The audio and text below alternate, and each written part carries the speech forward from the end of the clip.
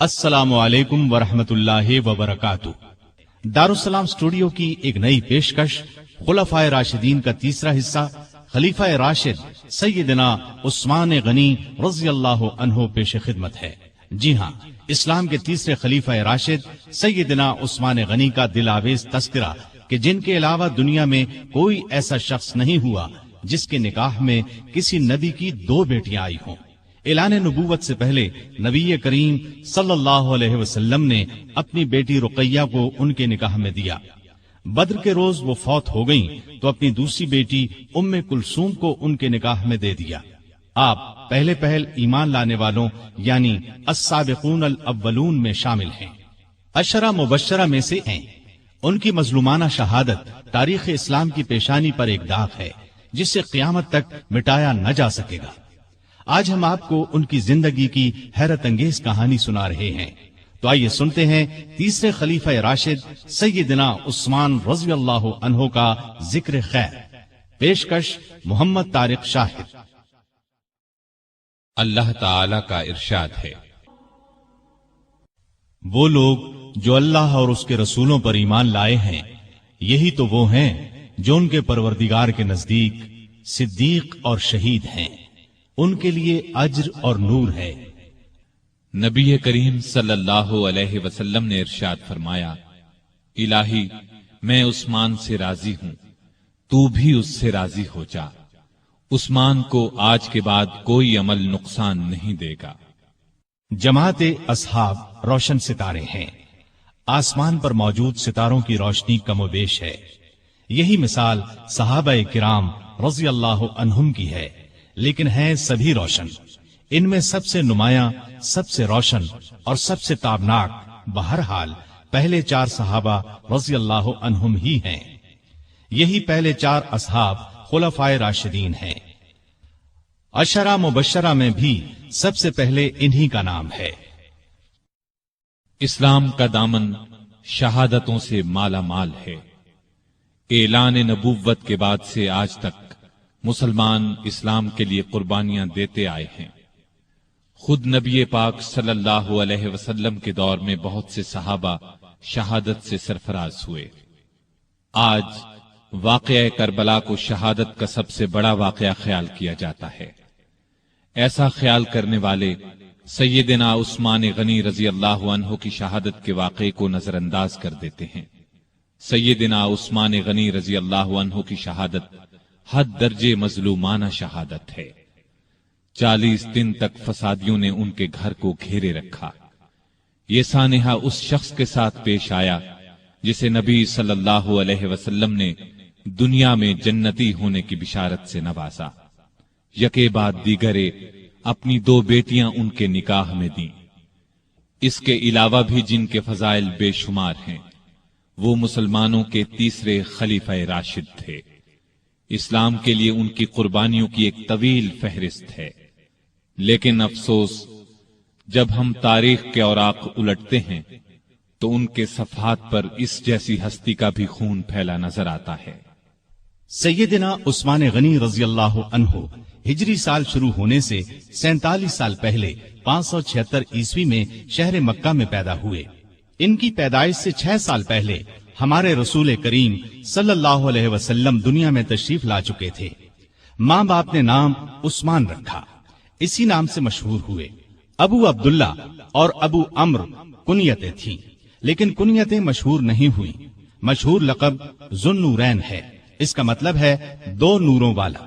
چونکہ نبی کریم صلی اللہ علیہ وسلم کی 2 صاحبزادیوں سے آپ کی شادی ہوئی، لہٰذا آپ کو یہ لقب ملا۔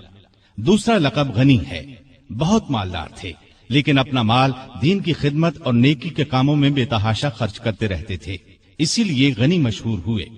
5ویں پشت میں ان کا سلسلہ نسب رسول کریم صلی اللہ علیہ وسلم سے جا ملتا ہے۔ آپ کا تعلق قریش سے تھا اور قریش کے قبائل میں آپ بنو امیہ سے تھے۔ آپ کے پردادا کا نام امیہ تھا۔ نبی کریم صلی اللہ علیہ وسلم کے پردادا کا نام ہاشم تھا۔ امیہ ہاشم کے بھتیجے اور اپنے خاندان کے رئیس تھے، اس لیے یہ خاندان بنو امیہ کے نام سے مشہور ہوا۔ اس خاندان سے تعلق رکھنے والوں کو اموی کہا جاتا ہے۔ कुरैश का कौमी झंडा बनु उमैया के पास था। इसी तरह बनु हाशिम के जिम्मे काबे की निगरानी का काम था। गोया दोनों खानदान मर्तबे वाले थे। उस्मान गनी के वालिद अफ़्फ़ान ने इस्लाम का जमाना नहीं पाया।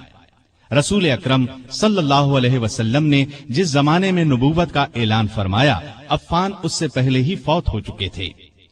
वालिदा का नाम अरवा था। बीबी अरवा की वालिदा का नाम उम्मे हकीम बैज़ा था। ये रसूल करीम सल्लल्लाहु अलैहि वसल्लम की फूफी यानी आपके वालिद जनाब अब्दुल्लाह की सगी बहन थी। इस तरह बीबी अरवा आपकी फूफी जात बहन थी और उस्मान आपके भांजे थे। आपके बचपन के हालात तारीख की कुतुब में बहुत कम मिलते हैं। इतना जिक्र जरूर मिलता है कि घर वालों ने उस्मान रज़ी अल्लाह अन्हो को लिखना पढ़ना सिखाया, अच्छे आदमियों की तरह रहने की तरबियत दी। बड़े हुए तो गल्ले की तिजारत शुरू कर दी। बहुत ईमानदार ताजिर थे। कारोबार खूब चमका, बहुत दौलतमंद हो गए, लेकिन उन्होंने अपनी दौलत को फजूल कामों में खर्च न किया, नेकी के कामों में खर्च करने लगे। उस जमाने में शराब पीने का रिवाज था। बहुत कम लोग इस बुरी आदत से बचे हुए थे, लेकिन उस्मान ने कभी शराब को हाथ तक न लगाया। यही वजह थी कि कुरैश के लोग उनकी बहुत इज्जत करते थे। उस्मान गनी रजी अल्लाह अन्हो 34 साल के थे कि रसूल पाक सल्लल्लाहु अलैहि वसल्लम ने अपने नबी होने का ऐलान फरमाया। अबू बकर रजी अल्लाह अन्हो ने उनके सामने भी इस्लाम की खूबियां बयान की और उनके दरमियान दोस्ती भी थी। चुनाचे इस्लाम की खूबियां सुनकर उन पर फौरी असर हुआ। नबी सल्लल्लाहु अलैहि वसल्लम की खिदमत में हाजिर होने और इस्लाम कबूल करने पर आमादा हो गए। ऐसे में आप सल्लल्लाहु अलैहि वसल्लम खुद वहां तशरीफ ले आए और आते ही फरमाया, ऐ उस्मान, अल्लाह की जन्नत कबूल कर, मुझे अल्लाह ने तेरी और तमाम खलकत की हिदायत के लिए भेजा है। ये सुनते ही सैयदना उस्मान गनी ने फौरन कलेमा पढ़ लिया। अपना हाथ रसूलुल्लाह सल्लल्लाहु अलैहि वसल्लम के हाथ में दे दिया। ये नबुव्वत का पहला साल था। उस वक्त तक सिर्फ गिनती के चंद नेक लोगों ही ने इस्लाम कबूल किया था। इन नेक लोगों में उस्मान गनी रजी अल्लाह अन्हो की खाला सौदा रजी अल्लाह अन्हा भी थीं। उस्मान इस्लाम लाने से पहले एक दिन उनके यहां गए तो उन्होंने कहा, भांजे, बेशक मोहम्मद सल्लल्लाहु अलैहि वसल्लम अल्लाह के सच्चे रसूल हैं। उन पर कुरान नाजिल हुआ है और वो अल्लाह की तरफ बुलाते हैं। उनका दीन कबूल करने में ही बेहतरी है। खाला की बातों का भी उस्मान पर बहुत असर हुआ। इसके बाद अबू बकर से उनकी मुलाकात हुई तो उन्होंने खाला की बातों का जिक्र किया। इस पर सैयदना अबू बकर सिद्दीक रजी अल्लाह अन्हु ने फौरन फरमाया, अल्लाह की कसम, जो कुछ तुम्हारी खाला ने कहा है वो बिल्कुल सच है। फिर उन्होंने खुद भी इस्लाम की खूबियों का जिक्र किया। उस्मान गनी रजी अल्लाह अन्हु का दिल बिल्कुल मोम हो गया। फिर जूं ही नबी सल्लल्लाहु अलैहि वसल्लम वहां तशरीफ लाए, उस्मान गनी रजी अल्लाह अन्हु ने कलिमा पढ़ लिया। जनाबे ज़ुन्नुरैन में इस कदर खूबियां थीं कि उनके इस्लाम कबूल करने के कुछ ही अरसे बाद रसूल करीम सल्लल्लाहु अलैहि वसल्लम ने अपनी मंझली बेटी रुकैया रजी अल्लाह अन्हा की शादी उनसे कर दी। इस तरह उस्मान रजी अल्लाह अन्हो रसूल करीम सल्लल्लाहु अलैहि वसल्लम के दामाद बने। नबुव्वत के ऐलान को जब 4 साल गुजर गए तो नबी सल्लल्लाहु अलैहि वसल्लम ने लोगों को ऐलानिया इस्लाम की तरफ बुलाना शुरू किया। इस पर मक्के के मुशरिक आप सल्लल्लाहु अलैहि वसल्लम के और मुसलमानों के दुश्मन हो गए। मुसलमानों पर जुल्म के पहाड़ तोड़ने लगे। उस्मान गनी के काफिर चचा हकम बिन अबिल आस को उनके इस्लाम लाने के बारे में मालूम हुआ तो आग बबूला हो गया। उस्मान गनी को रस्सियों से जकड़कर मारने पीटने लगा और उनसे कहता कि ये नया मजहब छोड़ दो। सैयदना उस्मान गनी रजी अल्लाह अन्हु ये मारपीट सब्र और हौसले से बर्दाश्त करते रहे। जवाब में यही फरमाते, जो चाहो कर लो, इस्लाम को तो अब नहीं छोड़ूंगा। आखिर हकम थक गया, उन्हें उनके हाल पर छोड़ दिया। दूसरे काफिर भी आपको सताते रहे। जब काफिरों का जुल्म हद से बढ़ा तो नबुव्वत के 5वें साल नबी सल्लल्लाहु अलैहि वसल्लम ने मुसलमानों से फरमाया, تم لوگ یہاں سے نکل کر حبشہ چلے جاؤ، وہاں کا بادشاہ اچھا آدمی ہے، کسی پر ظلم نہیں ہونے دیتا، جب تک اللہ تعالیٰ تمہاری اس مصیبت کو دور نہیں کر دیتا اس وقت تک تم لوگ وہیں ٹھہرو۔ چنانچہ صحابہ کرام رضوان اللہ تعالی علیہم اجمعین کے پہلے گروہ نے حبشہ کی جانب ہجرت کی۔ اس گروہ میں 12 مرد اور 4 عورتیں تھیں۔ سیدنا عثمان غنی رضی اللہ عنہ ان کے امیر تھے اور ان کے ہمراہ ان کی زوجہ محترمہ رسول اللہ صلی اللہ علیہ وسلم کی صاحبزادی رقیہ رضی اللہ عنہا بھی تھیں۔ حبشہ عرب کے جنوب مغرب کی طرف سمندر پار افریقہ کے بر اعظم میں واقع ہے۔ سمندر کا نام بحیرہ قلزم ہے۔ آج کل یہ ملک ایتھوپیا کہلاتا ہے۔ اس زمانے میں حبشہ کے بادشاہ کو نجاشی کہا جاتا تھا۔ اس وقت جو بادشاہ حبشہ پر حکومت کرتا تھا وہ مذہب کے اعتبار سے عیسائی تھا، لیکن بہت نیک دل تھا اور انصاف پسند تھا۔ دوسرے مذہب کے لوگوں پر خود ظلم کرتا، نہ کسی اور کو ان پر ظلم کرنے دیتا تھا۔ سیدنا عثمان غنی رضی اللہ عنہ کی ہجرت کے بارے میں نبی صلی اللہ علیہ وسلم نے یہ الفاظ ارشاد فرمائے: ابراہیم اور لوط علیہم السلام کے بعد عثمان غنی رضی اللہ عنہ پہلے شخص ہیں جنہوں نے اپنے گھر والوں کے ساتھ ہجرت کی۔ ہجرت کے معانی ہیں جدائی یا اپنا وطن اور گھر بار چھوڑ کر کسی دوسرے ملک یا شہر میں جا بسنا۔ اسلام میں ہجرت کا مطلب ہے اپنا وطن اور گھر بار چھوڑ کر کسی دوسرے ملک یا شہر میں اس لیے جانا کہ اپنے دین کو بچایا جا سکے اور کسی ڈر یا رکاوٹ کے بغیر اللہ کی بندگی کی جا سکے۔ دین کی خاطر اپنا پیارا وطن اور گھر بار چھوڑنا بہت بڑی قربانی ہے، اس کا بہت زیادہ ثواب ہے۔ ان مسلمانوں کو ابھی حبشہ گئے 3 ماہ ہی گزرے تھے کہ ان تک یہ خبر پہنچی کہ مکے کے سبھی کافر مسلمان ہو گئے ہیں۔ یہ خبر سن کر انہیں بہت خوشی ہوئی۔ سب مکے کی طرف واپس پلٹے۔ عثمان غنی اور ان کی زوجہ محترمہ رقیہ بھی ساتھ تھیں۔ مکے کے پاس پہنچنے پر انہیں معلوم ہوا کہ وہ خبر غلط تھی۔ اب انہوں نے واپس حبشہ جانا مناسب نہ سمجھا۔ مکے کے سرداروں میں سے کسی نہ کسی کی پناہ حاصل کر کے مکے میں داخل ہو گئے۔ مکے میں وہی حال تھا، مسلمانوں پر خوب ظلم و ستم کے پہاڑ توڑے جا رہے تھے۔ جب ان کی سختیاں حد سے بڑھ گئیں تو اگلے سال رسول کریم صلی اللہ علیہ وسلم نے پھر ہدایت فرمائی کہ مسلمان حبشہ کی طرف ہجرت کر جائیں۔ اس مرتبہ 102 مسلمان مرد اور عورتیں حبشہ کی طرف روانہ ہوئے۔ ان میں سیدنا عثمان غنی اور سیدہ رقیہ بھی تھے۔ یہ ان کی حبشہ کی طرف دوسری ہجرت تھی۔ حبشہ پہنچ کر یہ لوگ امن اور چین کی زندگی بسر کرنے لگے۔ قریش نے اپنے آدمی حبشہ بھیج کر کوشش کی کہ نجاشی ان لوگوں کو ان کے حوالے کر دے، لیکن اس نے ایسا کرنے سے انکار کر دیا۔ اس طرح یہ لوگ کئی سال وہاں رہے۔ نبی کریم صلی اللہ علیہ وسلم کے مدینے کی طرف ہجرت کرنے سے کچھ عرصہ قبل یہ پھر مکے پہنچے۔ نبوت کے 13ویں سال رسول پاک صلی اللہ علیہ وسلم نے مسلمانوں کو ہدایت کی کہ وہ ہجرت کر کے یثرب چلے جائیں۔ یثرب مکے کے شمال میں قریباً 421 کلومیٹر دور ایک بہت پرانا شہر تھا۔ وہاں کے رہنے والے بہت سے لوگ مسلمان ہو چکے تھے۔ انہوں نے نبی کریم صلی اللہ علیہ وسلم کو یثرب آنے کی دعوت دی اور یہ عزم ظاہر کیا کہ وہ مرتے دم تک آپ کی حفاظت اور مدد کریں گے۔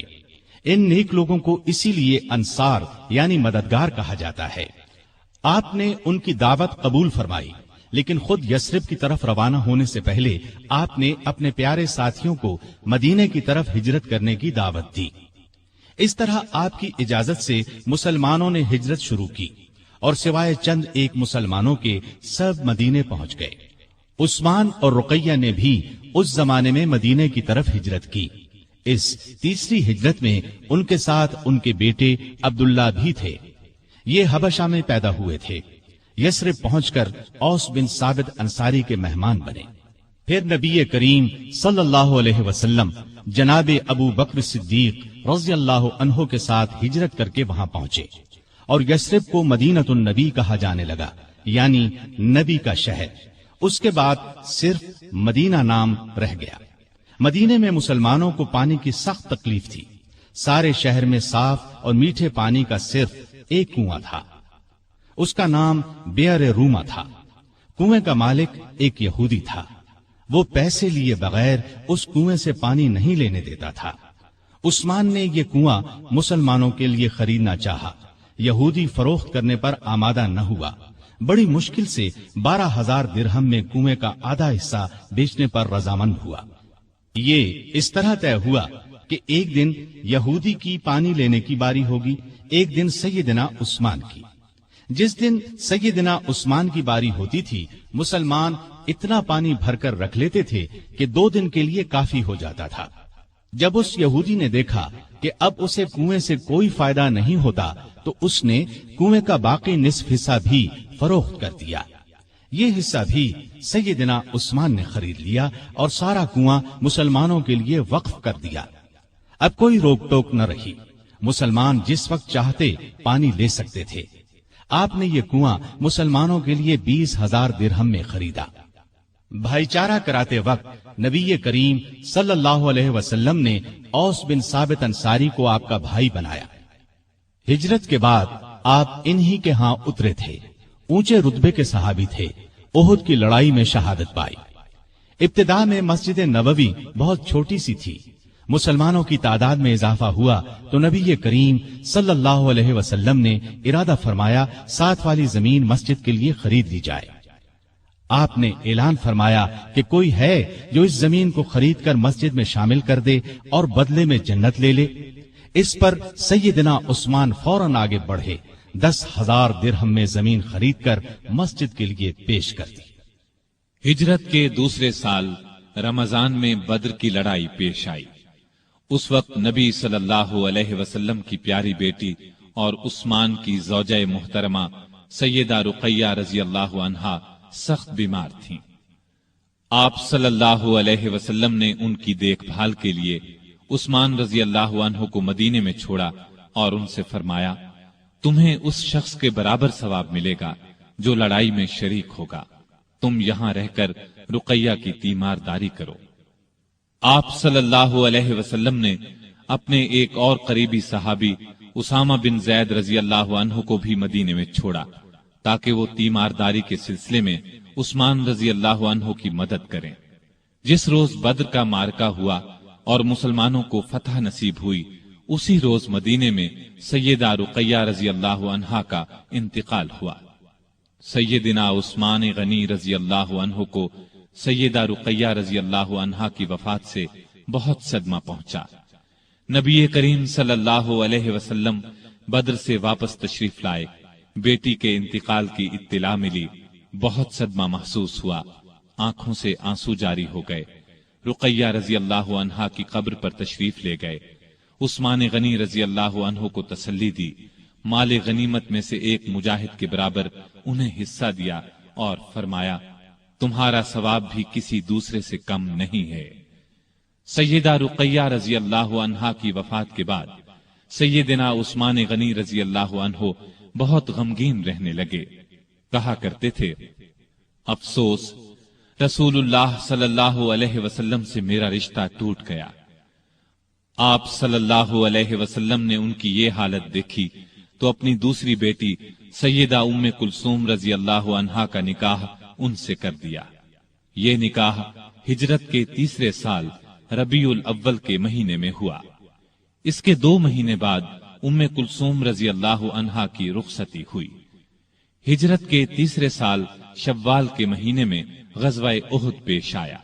اس لڑائی میں سیدنا عثمان غنی رضی اللہ عنہ نے شرکت کی، دوسرے مسلمانوں کی طرح بہادری سے لڑے۔ درے پر مقرر 50 سوار جب اس درے سے ہٹ گئے اور کافروں نے اس طرف سے اچانک حملہ کیا تو مسلمانوں کے پاؤں اکھڑ گئے۔ اس وقت آپ صلی اللہ علیہ وسلم کی شہادت کی خبر پھیلی تو حضرت عثمان غنی رضی اللہ عنہ صدمے سے نڈھال ہو کر اپنی جگہ کھڑے کے کھڑے رہ گئے۔ پھر جب مسلمانوں نے نبی کریم صلی اللہ علیہ وسلم کو دیکھ لیا تب سب لوگ آپ صلی اللہ علیہ وسلم کی طرف دوڑے۔ سیدنا عثمان غنی رضی اللہ عنہ بھی ان میں شامل تھے۔ غزوہ خندق میں بھی آپ رضی اللہ عنہ نے بھرپور حصہ لیا۔ پھر خندق کی حفاظت کے لیے جن صحابہ کو مامور کیا گیا ان میں سیدنا عثمان غنی رضی اللہ عنہ بھی شامل تھے۔ مسلمانوں کو کعبے سے بہت محبت تھی۔ جب سے ہجرت کر کے آئے تھے کعبے کی زیارت نہیں کر سکے تھے۔ ہجرت کے چھٹے سال ذیقعد کے مہینے میں رسول اللہ صلی اللہ علیہ وسلم 1400 صحابہ کو ساتھ لے کر مکے کی طرف روانہ ہوئے۔ ان میں سیدنا عثمان بھی شامل تھے۔ آپ کا ارادہ عمرہ کرنے کا تھا۔ مکے میں قریش کو خبر ہوئی کہ مسلمان مکے کی طرف آ رہے ہیں تو انہوں نے اعلان کر دیا کہ ہم مسلمانوں کو مکے میں داخل نہیں ہونے دیں گے۔ ان کے بہت سے نوجوان مسلمانوں کا راستہ روکنے کے لیے نکل پڑے۔ رسول اللہ صلی اللہ علیہ وسلم کو یہ اطلاع ملی تو آپ نے راستہ بدل لیا اور مکے سے چند میل دور حدیبیہ کے مقام پر پہنچ گئے اور یہیں پڑاؤ ڈال دیا۔ حدیبیہ سے آپ نے قریش کو پیغام بھیجا کہ ہم لڑنے نہیں آئے بلکہ صرف کعبے کی زیارت کے لیے آئے ہیں۔ عمرہ کے بعد ہم واپس مدینے چلے جائیں گے۔ قریش نے اس پیغام کے جواب میں طائف کے ایک رئیس عروہ بن مسعود کو بات چیت کے لیے بھیجا۔ اس وقت وہ مسلمان نہیں ہوئے تھے۔ نبی کریم صلی اللہ علیہ وسلم نے عروہ بن مسعود سے بھی یہی کہا کہ ہم لڑنے کی نیت سے نہیں آئے، صرف عمرہ کریں گے۔ عروہ بن مسعود نے واپس جا کر قریش سے کہا، بھائیو، میں دنیا کے بڑے بڑے بادشاہوں قیصر و کسریٰ اور نجاشی کے درباروں میں گیا ہوں، لیکن میں نے کسی بادشاہ کی اتنی عزت ہوتے نہیں دیکھی جتنی محمد صلی اللہ علیہ وسلم کے ساتھی ان کی کرتے ہیں۔ اللہ کی قسم، جب آپ تھوکتے ہیں تو آپ کے ساتھی اپنے ہاتھ آگے کر دیتے ہیں۔ تھوک ان میں سے کسی کی ہتھیلی پر پڑتا ہے، وہ اس کو اپنے چہرے اور بدن پر مل لیتا ہے۔ جب وہ کوئی حکم دیتے ہیں تو سب اس کی تعمیل کے لیے دوڑ پڑتے ہیں۔ جب آپ وضو کرتے ہیں تو اس وضو کے پانی کے حصول کے لیے یوں محسوس ہوتا ہے جیسے لڑ پڑیں گے۔ آپ کے ہاں جب کوئی بات کرتے ہیں تو بالکل آہستہ اور پست آواز میں۔ آپ کی عظمت کے پیش نظر آپ کی طرف نظر اٹھا کر نہیں دیکھتے۔ میرے خیال میں تو بہتر یہی ہے کہ تم مسلمانوں سے صلح کر لو۔ قریش نے ان کی بات نہ مانی۔ نبی کریم صلی اللہ علیہ وسلم نے پھر ان کے پاس ایک قاصد کو بھیجا۔ قریش نے ان کے ساتھ بدسلوکی کی۔ اب آپ نے عثمان غنی کو بھیجا اور قریش کو پیغام دیا کہ ہم جنگ کے لیے نہیں آئے بلکہ کعبے کی زیارت کے لیے قربانی کے جانور ساتھ لے کر آئے ہیں۔ طواف اور قربانی کر کے ہم واپس چلے جائیں گے۔ سیدنا عثمان سے ان کے قریبی تعلقات تھے، اس پر انہوں نے کہا، آپ عمرہ کر لیں، ہم دوسرے مسلمانوں کو مکے میں داخل نہیں ہونے دیں گے۔ سیدنا عثمان نے جواب دیا، میں رسول اللہ صلی اللہ علیہ وسلم اور دوسرے مسلمانوں کے بغیر عمرہ نہیں کروں گا۔ اس پر کافروں نے انہیں مکے میں روک لیا۔ ادھر یہ خبر پھیل گئی کہ عثمان رضی اللہ عنہ کو شہید کر دیا گیا ہے۔ سیدنا عثمان رضی اللہ عنہ کے واپس نہ آنے کی وجہ سے مسلمانوں کو بھی اس خبر پر یقین ہو گیا۔ انہیں شدید صدمہ ہوا، غصہ بھی بہت آیا۔ وہ سب کافروں سے بدلہ لینے کے لیے بے چین ہو گئے۔ حالت اس وقت یہ تھی کہ مسلمان صرف 1400 تھے، لڑائی کا سامان پاس نہیں تھا، ان کے پاس صرف تلواریں تھیں۔ دوسری طرف دشمن پوری تیاری کے ساتھ ان پر حملہ کر سکتا تھا۔ وہ ہزاروں تھے اور اپنے گھر میں تھے، لیکن نبی کریم صلی اللہ علیہ وسلم کا بھروسہ تو اپنے رب پر تھا۔ آپ نے ببول کے ایک درخت کے نیچے اپنے تمام صحابہ سے بیعت لی کہ عثمان کا بدلہ لینے کے لیے لڑیں گے، مرتے دم تک پیچھے نہیں ہٹیں گے۔ سیدنا عثمان کی طرف سے آپ نے خود اپنے ایک ہاتھ پر دوسرا ہاتھ رکھ کر بیعت کی۔ مطلب یہ کہ آپ نے اپنے دوسرے ہاتھ کو سیدنا عثمان کا ہاتھ قرار دیا اور فرمایا، اور یہ عثمان کا ہاتھ ہے۔ اس بیعت کو بیعت رضوان کہا جاتا ہے، اس لیے کہ اس میں شریک ہونے والوں سے اللہ تعالیٰ نے اپنے راضی ہونے کا اعلان فرمایا۔ یہ اعلان قرآن کریم کی سورہ فتح میں ہے۔ اللہ تعالیٰ نے فرمایا، لقد رضي الله عن المؤمنين إذ يبايعونك تحت الشجرة اللہ مومنوں سے خوش ہو گیا جب وہ درخت کے نیچے تم سے بیعت کر رہے تھے۔ گویا جن لوگوں نے اس وقت یہ بیعت کی اللہ ان سے خوش ہو گیا۔ اس سے بڑی خوش بختی اور کیا ہو سکتی ہے کہ اللہ خوش ہو جائے۔ اس لیے سیدنا عثمان غنی رضی اللہ عنہ کی شہادت کی خبر کے باوجود رسول اللہ صلی اللہ علیہ وسلم نے اپنے ایک ہاتھ کو سیدنا عثمان غنی رضی اللہ عنہ کا ہاتھ قرار دے کر اس بیعت میں انہیں بھی شامل کر لیا تھا، تاکہ شہادت کے بہت بڑے مرتبے کے ساتھ ساتھ وہ ان لوگوں میں بھی شامل ہو جائیں جن سے اللہ راضی ہو گیا۔ بیعت کے بعد مسلمان لڑائی کی تیاری کر رہے تھے کہ عثمان غنی رضی اللہ عنہ وہاں پہنچ گئے۔ انہیں زندہ سلامت دیکھ کر مسلمان بہت خوش ہوئے۔ ادھر مسلمانوں کے جوش اور جذبے کی کیفیت دیکھ کر کافر مسلمانوں سے صلح پر آمادہ ہو گئے۔ انہوں نے چند شرائط پر مسلمانوں سے صلح کر لی۔ ایک معاہدہ لکھا گیا، اس میں یہ تمام شرائط درج کی گئیں۔ اس معاہدے کا نام صلح حدیبیہ مشہور ہوا اور یہ بیعت رضوان کے نام سے مشہور ہوئی۔ معاہدے کی ایک شرط یہ بھی تھی کہ اس سال مسلمان عمرہ کیے بغیر چلے جائیں۔ اگلے سال ذی قعدہ کے مہینے میں قریش 3 دن کے لیے مکے سے نکل جائیں گے، مسلمان ان دنوں میں عمرہ کر لیں۔ چنانچہ آپ صلی اللہ علیہ وسلم تمام صحابہ کے ساتھ واپس چلے گئے۔ بیعت رضوان کے بعد عثمان غنی رضی اللہ عنہ خیبر کی لڑائی میں شریک ہوئے۔ یہ لڑائی ہجرت کے 7ویں سال محرم کے مہینے میں پیش آئی۔ فتح کے بعد رسول اللہ صلی اللہ علیہ وسلم نے سیدنا عثمان غنی رضی اللہ عنہ کو خیبر میں زمین کا ایک حصہ عنایت فرمایا۔ ہجرت کے 8ویں سال نبی کریم صلی اللہ علیہ وسلم 10,000 صحابہ کے ساتھ مکے کی طرف روانہ ہوئے۔ ان میں سیدنا عثمان غنی بھی شامل تھے۔ مکے کی فتح کے بعد حنین کی لڑائی میں بھی عثمان غنی رضی اللہ عنہ نے شرکت کی۔ اس کے بعد تبوک کی لڑائی کا واقعہ پیش آیا۔ روم کا بادشاہ مدینے پر حملہ کرنا چاہتا تھا۔ نبی کریم صلی اللہ علیہ وسلم نے آگے بڑھ کر اس کا مقابلہ کرنے کا ارادہ فرمایا۔ آپ صلی اللہ علیہ وسلم نے ارد گرد سے بھی مدد کے لیے مسلمانوں کو بلا لیا۔ اس طرح ایک بڑا لشکر جمع ہو گیا۔ اتنے بڑے لشکر کے لیے خوراک، ساز و سامان، ہتھیاروں اور سواریوں کا انتظام ایک مسئلہ تھا۔ اس لیے نبی کریم صلی اللہ علیہ وسلم نے مسلمانوں سے دل کھول کر چندہ دینے کا اعلان کیا اور فرمایا کہ ایسا کرنے والوں کے لیے جنت ہے۔ مسلمانوں نے اس موقع پر ایک دوسرے سے بڑھ چڑھ کر حصہ لیا۔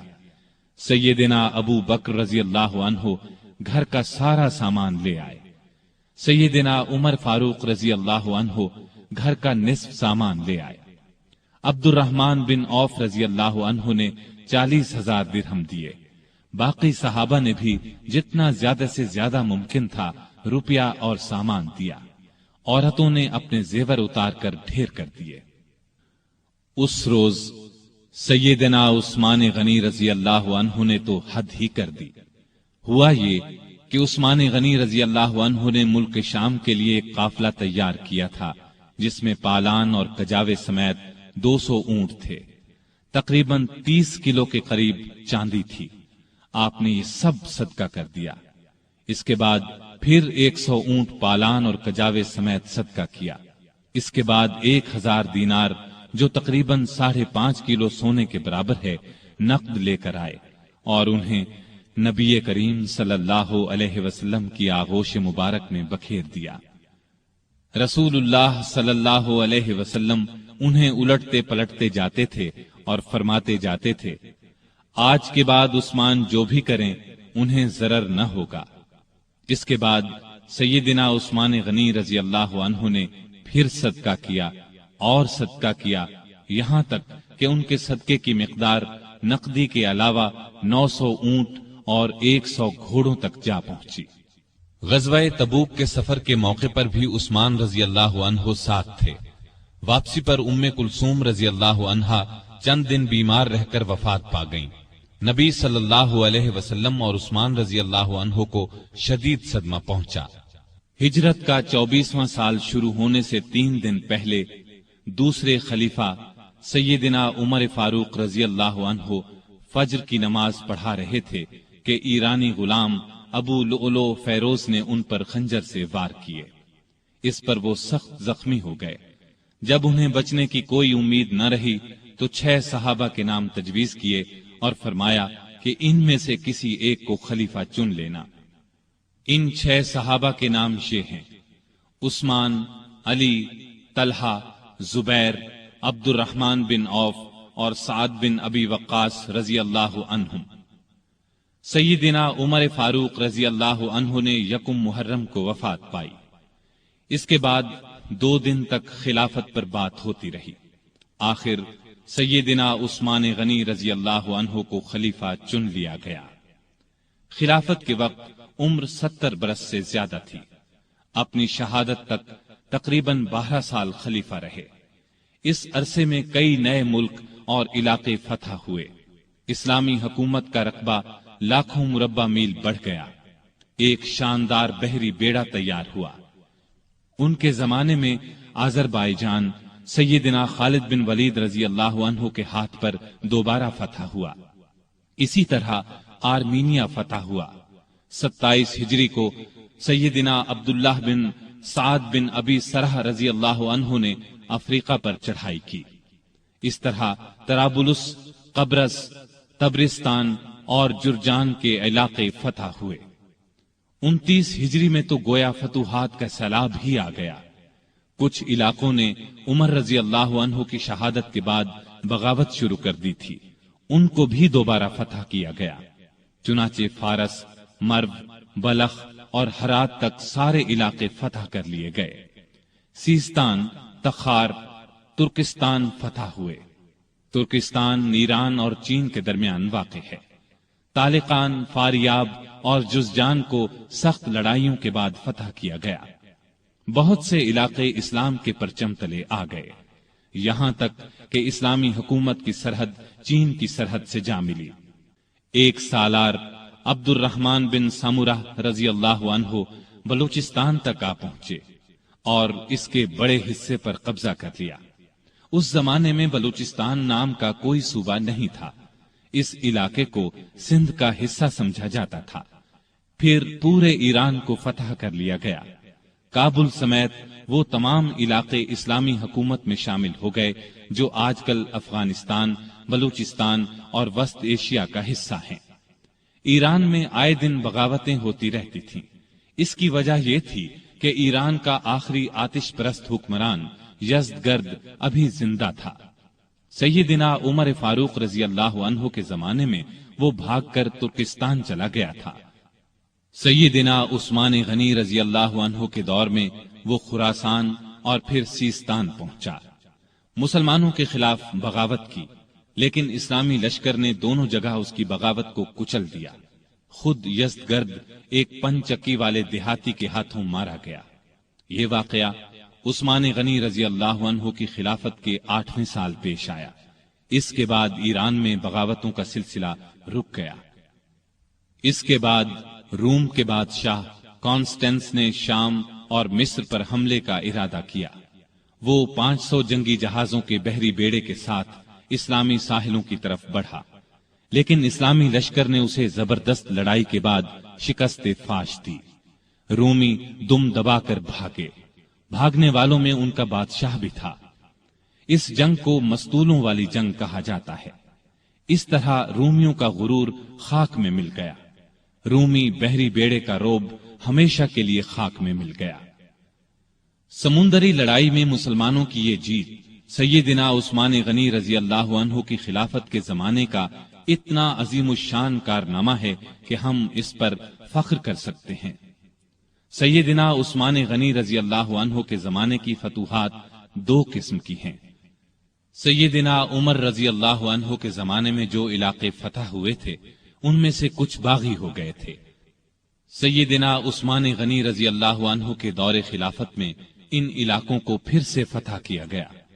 اس طرح ان علاقوں پر دوبارہ اسلام کا جھنڈا لہرانے لگا۔ ان میں آذربائیجان، آرمینیا، ہمدان، رے، خراسان اور اسکندریہ وغیرہ کی بغاوتوں کا کچلا جانا شامل ہے۔ دوسری قسم کی فتوحات وہ ہیں جو مسلمانوں نے نئے علاقے فتح کیے۔ ان میں افریقہ یعنی طرابلس، مراکش، الجزائر، تیونس کے علاقے، نیز ان کے علاوہ قبرص، تبرستان، جرجان، افغانستان، ترکستان اور قفقاز وغیرہ فتح ہوئے۔ قفقاز کو کوہ قاف بھی کہا جاتا ہے۔ ایران کے بہت سے علاقے عمر رضی اللہ عنہ کے دور میں فتح ہو چکے تھے، کچھ باقی تھے، مثلا طوس، بیحق، نیشاپور، بلخ وغیرہ۔ یہ سب سیدنا عثمان غنی رضی اللہ عنہ کے زمانے میں فتح ہوئے۔ بحری بیڑے کی فتح کے بعد مسلمان بحیرہ روم پر چھا گئے، دنیا کی ایک زبردست بحری طاقت بن گئے۔ شام کے والی سیدنا امیر معاویہ نے سیدنا عثمان کی توجہ اس طرف دلائی کہ ہمیں ہر وقت رومیوں کی طرف سے بحری حملے کا خطرہ رہتا ہے، ان کے مقابلے کے لیے ہمارے پاس بھی بحری بیڑا ہونا چاہیے۔ اس پر انہوں نے بحری بیڑا تیار کرنے کا حکم دیا۔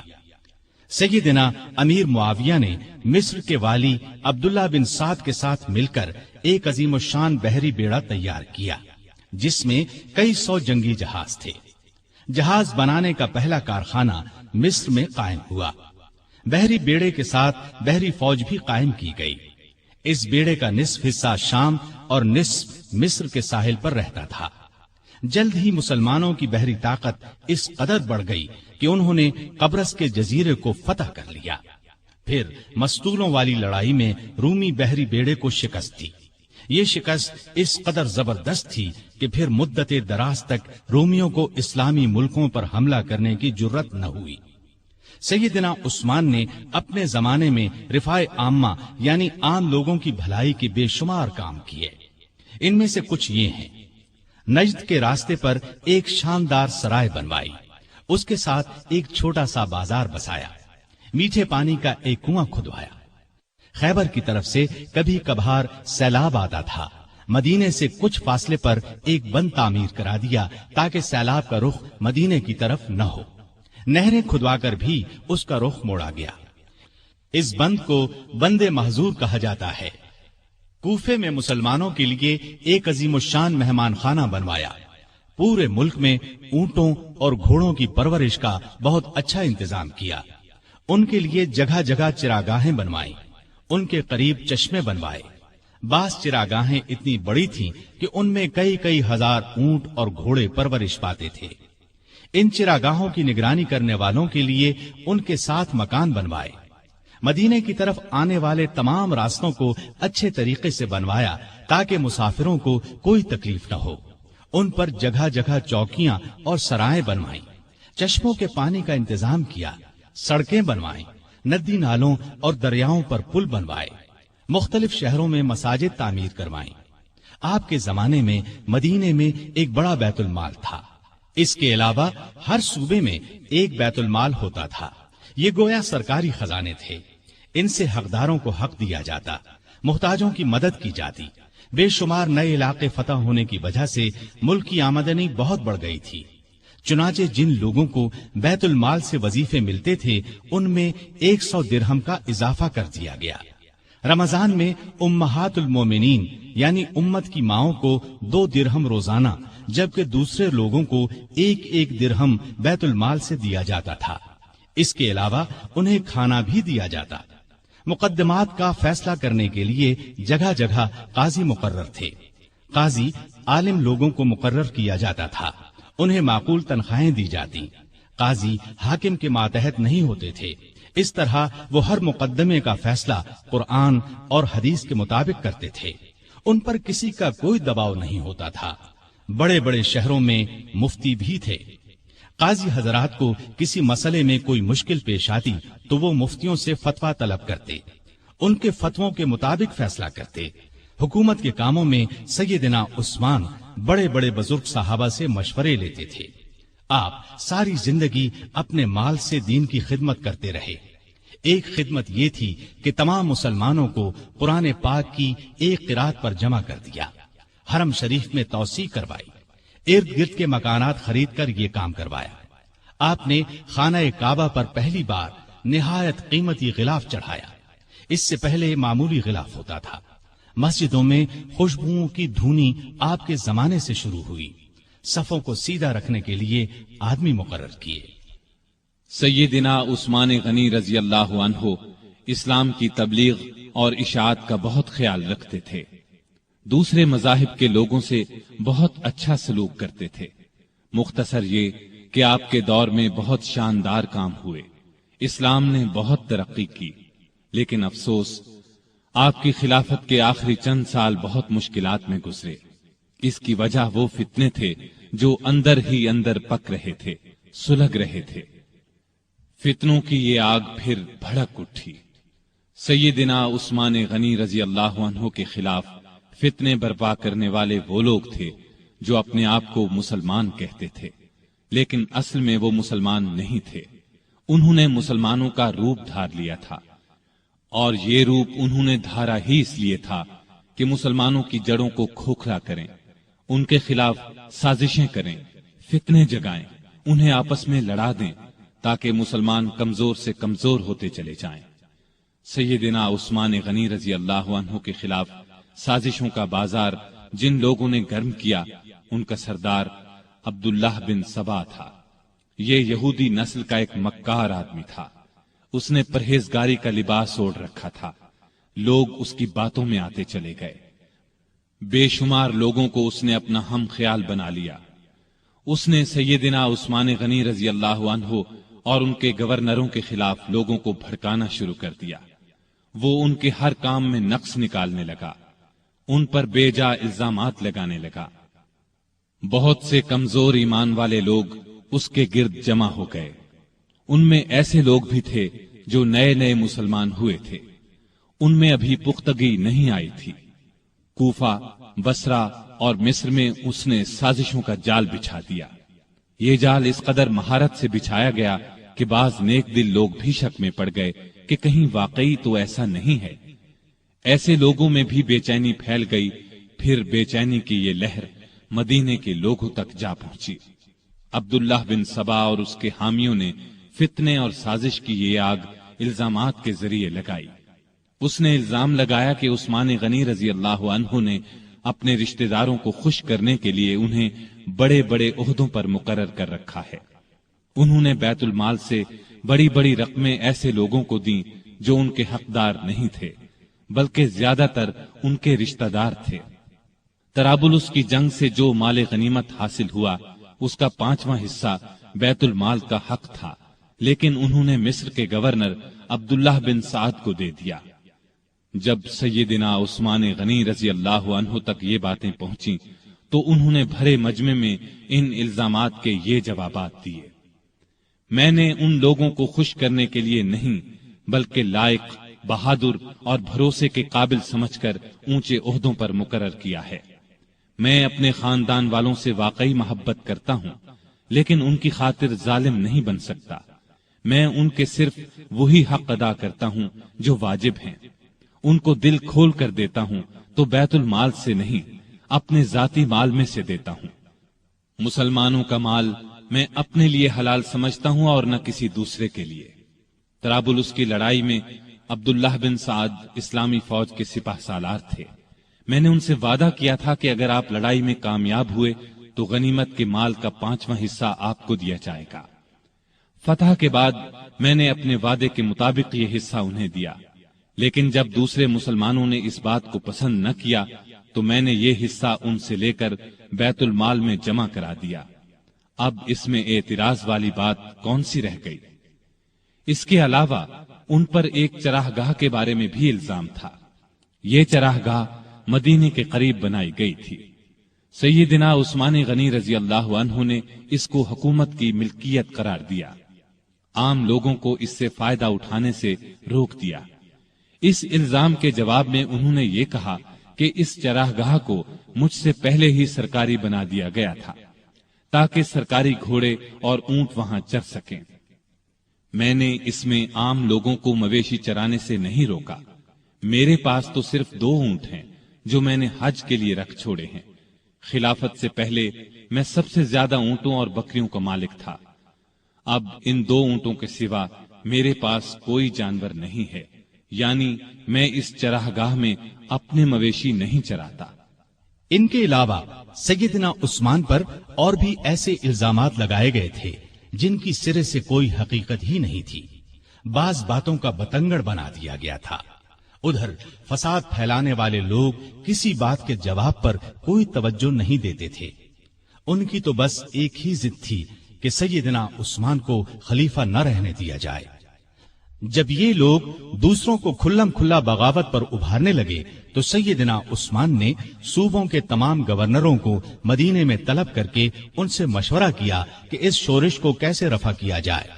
بعض نے رائے دی کہ فساد پھیلانے والوں کو سخت سزائیں دی جائیں، لیکن سیدنا عثمان بہت نرم مزاج تھے، ایسا کرنا پسند نہ کیا۔ دوسری کسی رائے پر بھی اتفاق نہ ہو سکا۔ سارے گورنر اپنے اپنے علاقوں کی طرف واپس روانہ ہو گئے۔ ان کے جانے کے بعد سیدنا عثمان نے شورش دور کرنے کے لیے 3 کام کیے۔ ایک یہ کہ کوفے کا گورنر سعید بن عاص کی جگہ بزرگ صحابی ابو موسیٰ اشعری کو مقرر فرمایا، کیونکہ کوفے کے باغی سعید بن عاص کے دشمن بن چکے تھے اور انہوں نے یہ مطالبہ کیا تھا کہ ابو موسیٰ اشعری کو کوفے کا گورنر بنایا جائے۔ دوسرا یہ کہ چند صحابہ کو تمام صوبوں میں یہ تحقیق کرنے کے لیے بھیجا کہ لوگوں کی جائز شکایات کیا ہیں اور ان کو کیسے دور کیا جا سکتا ہے۔ تیسرا یہ کہ ملک بھر میں اعلان کرا دیا کہ جس کسی کو مجھ سے یا میرے کسی حاکم سے کوئی شکایت ہو وہ حج کے موقع پر پیش کرے، میں یہ شکایت دور کر دوں گا اور ظالم سے مظلوم کا حق دلاؤں گا۔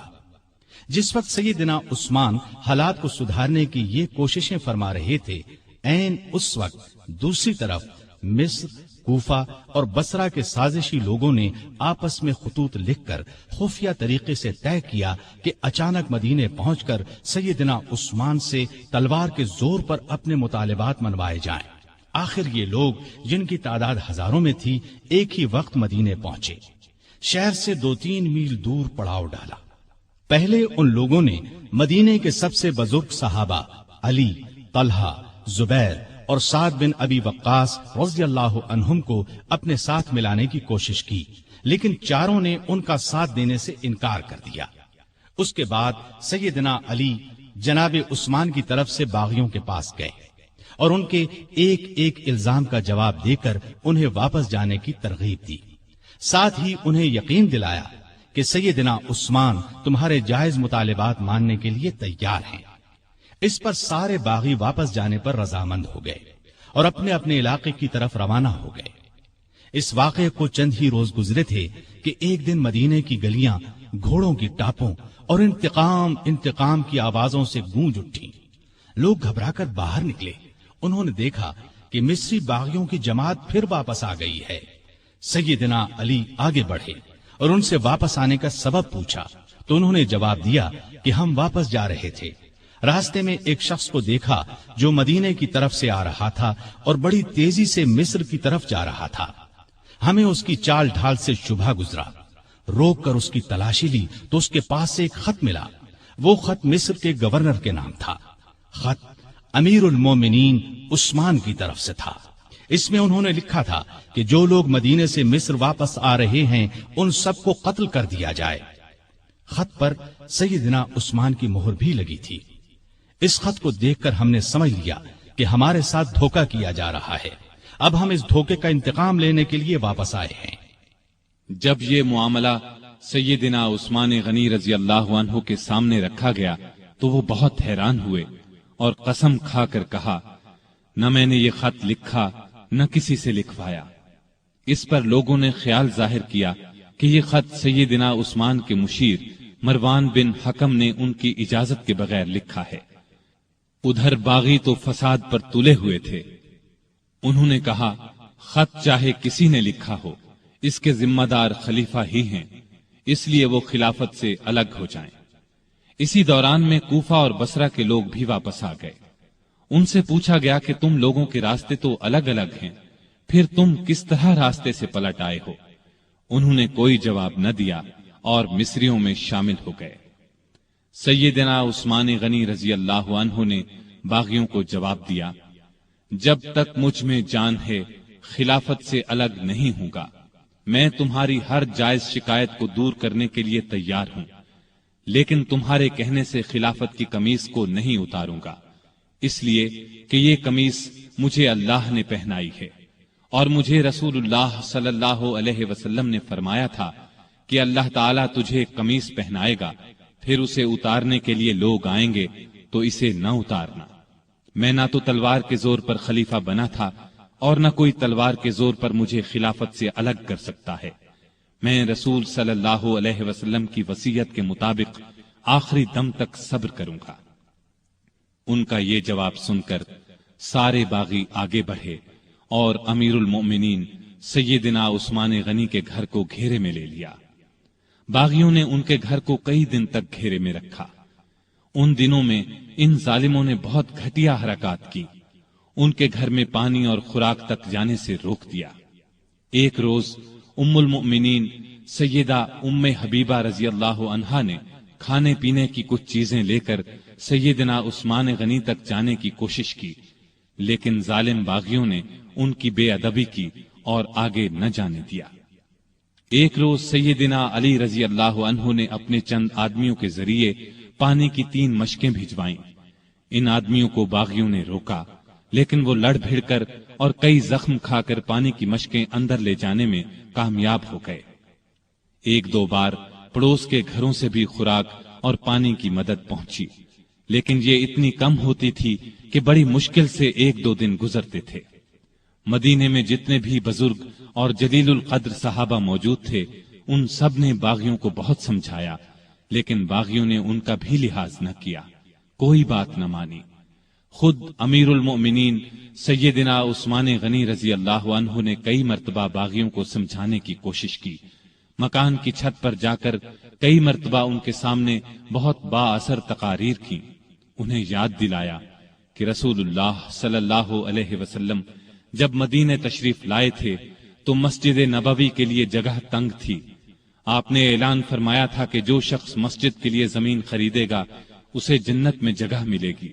میں نے ہی یہ جگہ خرید کر مسجد میں شامل کی تھی، لیکن آج تم مجھے اس مسجد میں نماز پڑھنے سے روکتے ہو۔ ہجرت کے بعد سارے مدینے میں بس ایک ہی کنواں تھا۔ رسول اللہ صلی اللہ علیہ وسلم نے اعلان فرمایا تھا کہ جو شخص اس کنویں کو خرید کر مسلمانوں کے لیے پانی عام کرے گا اس کے لیے جنت ہے۔ کیا تمہیں علم نہیں ہے کہ میں نے ہی یہ کنواں خرید کر مسلمانوں کے حوالے کیا تھا، لیکن آج تم نے مجھ پر اس کا پانی بند کر دیا ہے۔ رسول اللہ صلی اللہ علیہ وسلم کے ساتھ میرا کیا تعلق تھا، کیا تم یہ بھی نہیں جانتے؟ ان کی یہ تمام باتیں بھی پتھر دل باغیوں کو ہلا نہ سکی۔ ان ظالموں نے امیر المؤمنین کے مکان کو آنے والے تمام راستوں پر پہرے بٹھا دیے تاکہ مدینے کے لوگ ان کی مدد کو نہ پہنچ سکیں۔ پھر بھی 700 بہادر مسلمان ہتھیار لگا کر کسی نہ کسی طرح سیدنا عثمان غنی رضی اللہ عنہ کے پاس پہنچ گئے اور امیر المؤمنین سے کہا، اگر آپ اجازت دیں تو ہم ان باغیوں سے لڑیں۔ اس پر عثمان غنی رضی اللہ عنہ نے فرمایا، میں تم لوگوں کو اللہ کا واسطہ دیتا ہوں کہ کوئی شخص میرے لیے اپنا خون نہ بہائے۔ اس پر چند نوجوانوں کے سوا نہ چاہتے ہوئے بھی باقی لوگ واپس چلے گئے۔ سیدنا عثمان غنی رضی اللہ عنہ نے یہ بھی پسند نہ فرمایا کہ رسول اللہ صلی اللہ علیہ وسلم کے شہر کو چھوڑ کر کسی دوسرے شہر چلے جائیں۔ وہ تمام مصیبتیں صبر اور شکر سے برداشت کرتے رہے، لیکن گوارا نہ کیا کہ لوگ ان کی خاطر ایک دوسرے کا خون بہائیں۔ ادھر مدینے میں یہ ہو رہا تھا، ادھر مکے میں حج ہو رہا تھا۔ اکثر لوگ حج کے لیے گئے ہوئے تھے۔ باغی بھی یہ سوچ رہے تھے کہ حج کے بعد لوگ مدینے کا رخ کریں گے اور موقع ہاتھ سے نکل جائے گا، چنانچہ وہ سیدنا عثمان کے قتل کا مشورہ کرنے لگے۔ سیدنا عثمان کو ان کے ارادے کی خبر ہوئی تو انہوں نے مکان کی چھت پر کھڑے ہو کر باغیوں کے سامنے یہ تقریر کی، لوگو، آخر تم مجھے کس جرم میں قتل کرنا چاہتے ہو؟ اسلام 3 صورتوں کے علاوہ کسی مسلمان کے قتل کرنے کی اجازت نہیں دیتا، یا تو وہ اسلام لانے کے بعد اس سے پھر جائے، یا شادی کے بعد بدکاری کرے، یا کسی کو جان بوجھ کر قتل کرے۔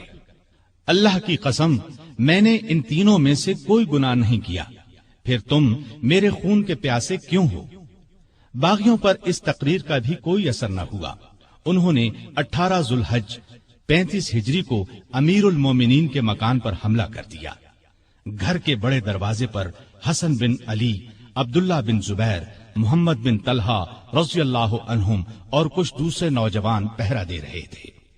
انہوں نے باغیوں کا زبردست مقابلہ کیا اور زخم کھا کر بھی انہیں اندر داخل نہ ہونے دیا۔ اب 4 باغی ساتھ کے ایک مکان کے ذریعے دیوار پھاند کر اندر داخل ہو گئے۔ اس وقت سیدنا عثمان روزے سے تھے اور قرآن پاک کی تلاوت کر رہے تھے۔ ظالموں نے لوہے کی ایک سلاخ، نیزے اور تلوار سے ان پر وار کیے۔ ان کی زوجہ محترمہ سیدہ نائلہ انہیں بچانے کے لیے آگے بڑھیں تو تلوار کے وار سے ظالموں نے ان کی انگلیاں کاٹ دیں۔ اس طرح ظالموں نے 82 سالہ نہتے امیر المومنین سیدنا عثمان رضی اللہ عنہ کو شہید کر دیا۔ انا للہ و انا الیہ راجعون۔ انہیں شہید کر دیا جنہوں نے اپنے آپ کو بچانے کے لیے ان کا خون بہانا پسند نہیں فرمایا تھا، ورنہ وہ فوج بلا کر ان سب کو قتل کروا سکتے تھے۔ ان کا خون قرآن کے ان الفاظ پر گرا، فَسَيَكْفِيكَهُمُ اللَّهُ۔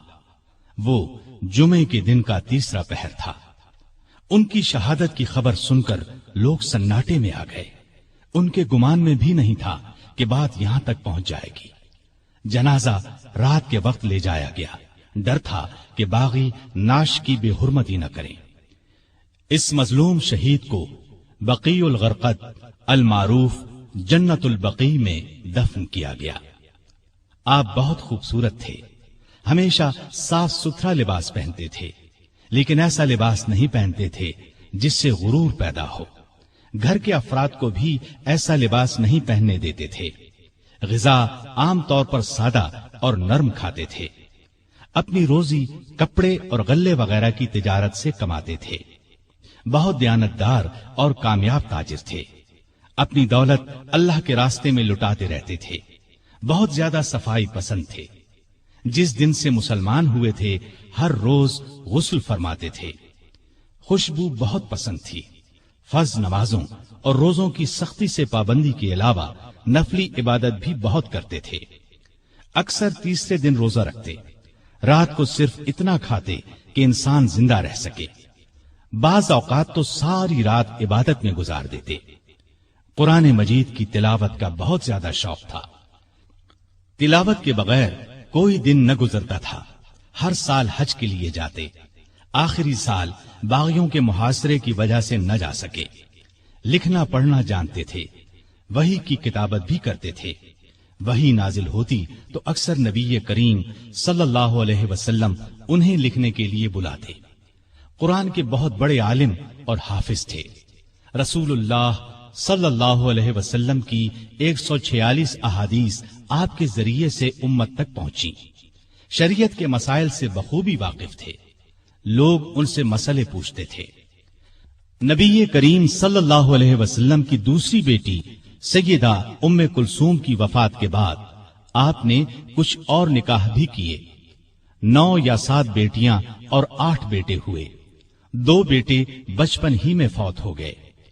ان کے ایک بیٹے ابان نے شہرت پائی، بنو امیہ کی حکومت میں اونچے عہدوں پر کام کیا۔ حیا سیدنا عثمان میں بہت زیادہ تھی، حتیٰ کہ فرشتے بھی ان سے حیا کرتے تھے۔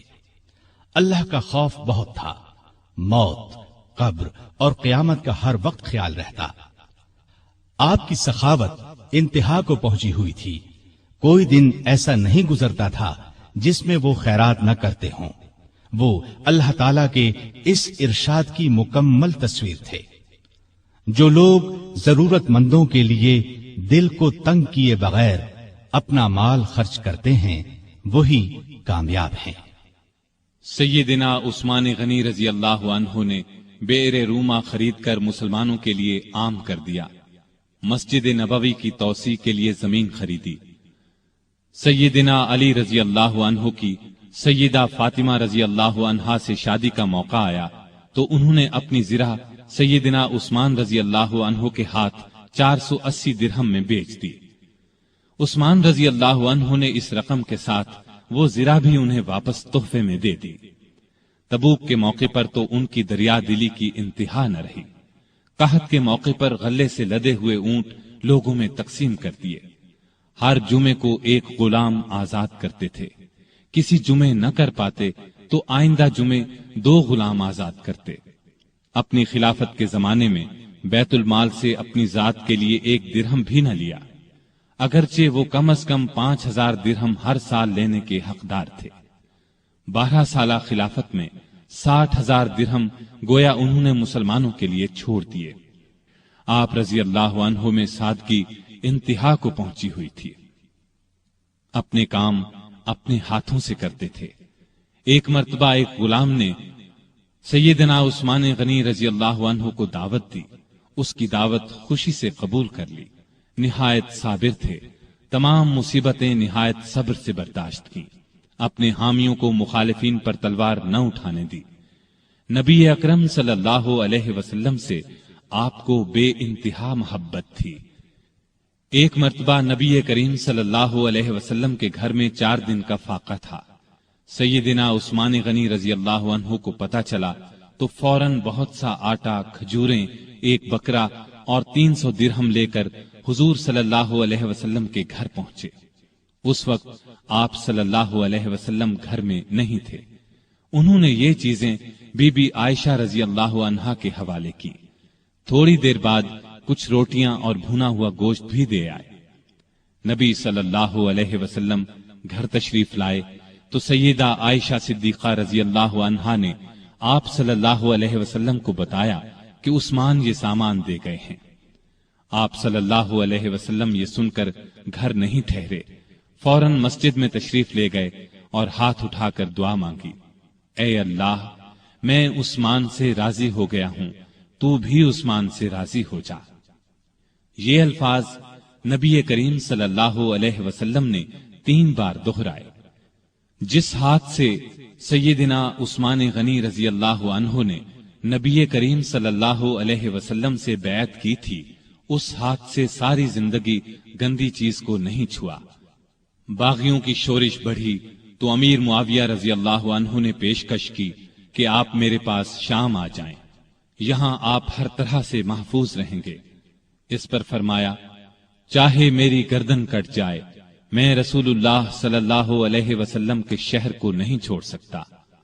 نبی کریم صلی اللہ علیہ وسلم کو بھی آپ سے اتنی ہی محبت تھی، اس لیے اپنی 2 بیٹیاں آپ کے نکاح میں دیں۔